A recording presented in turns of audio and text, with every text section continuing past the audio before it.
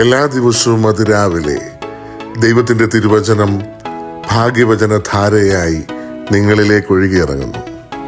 ഭാഗ്യവചനധാര എന്ന ഈ channel subscribe ചെയ്യാത്തവർ ഇന്ന് തന്നെ സബ്സ്ക്രൈബ് ചെയ്യുക.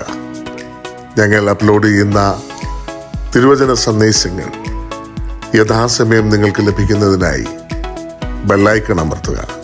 ദൈവം നിങ്ങളെ അനുഗ്രഹിക്കട്ടെ. ദൈവ തിരുനാമത്തിന് മഹത്വമുണ്ടായിരിക്കട്ടെ. ഭാഗ്യവചനധാരയിലേക്ക് എല്ലാവർക്കും സ്വാഗതം. നമ്മുടെ കർത്താവായ യേശു ക്രിസ്തുവിൻ്റെ പരസ്യ ശുശ്രൂഷ കാലഘട്ടത്തിലെ ഏറെ പ്രധാനപ്പെട്ട ഒരു സ്ഥലമാണ് ഗലീല കടൽ. യേശു ക്രിസ്തു തൻ്റെ ശിഷ്യന്മാരെ വിളിച്ച സ്ഥലം, അത്ഭുതങ്ങൾ ചെയ്ത സ്ഥലം, മനുഷ്യരോടുള്ള ദൈവസ്നേഹം പ്രകടമാക്കിയ സ്ഥലം. ഗലീല കടൽ അത് സാധാരണമായൊരു ജലാശയം മാത്രമല്ല, മനുഷ്യ ജീവിതത്തിൻ്റെ തന്നെ പ്രതീകമാണ്. ആ കടൽ നമ്മെ ആഴമുള്ള ചില ആത്മീയ സന്ദേശങ്ങളിലേക്ക് നയിക്കുന്നുണ്ട്. ഇന്നും ആ ഗലീല കടലിലൂടെ ദൈവം നമ്മോട് സംസാരിക്കുന്നു. ഒന്ന്, ശാന്തമായ കടൽ പോലെ അലയടിക്കുന്ന ജീവിതം. ഗലീല കടലിൽ ചിലപ്പോൾ ശാന്തതയും ചിലപ്പോൾ കൊടുങ്കാറ്റും ഉണ്ടായിരുന്നു. അതുപോലെ നമ്മുടെ ജീവിതത്തിലും സന്തോഷവും ദുഃഖവും വിജയവും പരാജയവും മാറി മാറി വരുന്നു.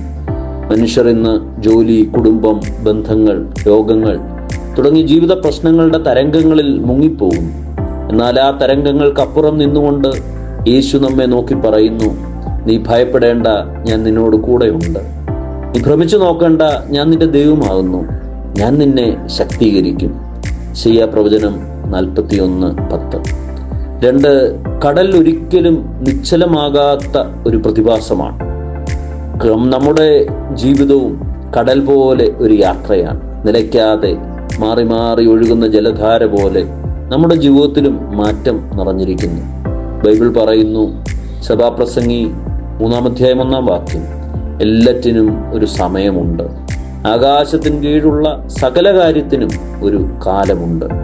ഒരു ദിവസം ശാന്തമായ കടലും മറ്റന്നാൾ കൊടുങ്കാറ്റും ആകുന്ന പോലെ മനുഷ്യജീവിതത്തിലും ഉയർച്ചകളും താഴ്ചകളും ഉണ്ട്. പക്ഷേ യേശു നമ്മെ ധൈര്യപ്പെടുത്തുന്നു, ഞാൻ നിന്നോട് കൂടെയുണ്ട്. നമ്മുടെ ജീവിതയാത്രയിൽ എത്ര വലിയ കൊടുങ്കാറ്റ് വന്നാലും യേശുവിൻ്റെ സാന്നിധ്യം നമ്മെ ശാന്തതയിലേക്ക് നയിക്കും നിശ്ചയം. 3, കടൽ ഏറെ ആഴമുള്ളതാണ്.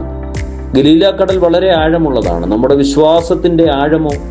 യേശു ശിഷ്യന്മാരോട് പറഞ്ഞു, ആഴത്തിലേക്ക് പോയി വലയിടുവീൻ. ഇത് നമ്മുടെ ആത്മീയ ജീവിതത്തിന് വേണ്ടി ഉള്ള ഒരു വിളി കൂടിയാണ്. ദൈവവിശ്വാസത്തിൽ നാം ആഴത്തിലേക്ക് പോകണം. മനുഷ്യൻ പലരും ഉപരിതലത്തിൽ മാത്രം ജീവിക്കുന്നു, പുറത്തുള്ള ഭംഗി, പദവി, സമ്പത്ത്. പക്ഷേ യേശു നമ്മെ ഹൃദയത്തിൻ്റെ ആഴത്തിലേക്ക് വിളിക്കുന്നു, പ്രാർത്ഥനയിലേക്കും ദൈവസ്നേഹത്തിലേക്കും. 119 സങ്കീർത്തനം 105 നിന്റെ വചനം എൻ്റെ കാലിന് ദീപവും എൻ്റെ പാതയ്ക്ക് പ്രകാശവുമാകുന്നു. ആ വചനത്തിൻ്റെ പ്രകാശത്തിൽ ആഴത്തിലേക്ക് പോയാൽ വലിയ ആത്മീയ സമ്പത്ത് നേടിയെടുക്കുവാൻ നമുക്ക് സാധിക്കും. പ്രിയ സഹോദരങ്ങളെ, നമ്മുടെ ഹൃദയം ഗലീല കടല് പോലെയാകട്ടെ, ശാന്തവും ആഴമുള്ളതും ചലനമുള്ളതും ദൈവസാന്നിധ്യം പ്രതിഫലിപ്പിക്കുന്നതും. ദൈവം നിങ്ങളെ അനുഗ്രഹിക്കട്ടെ.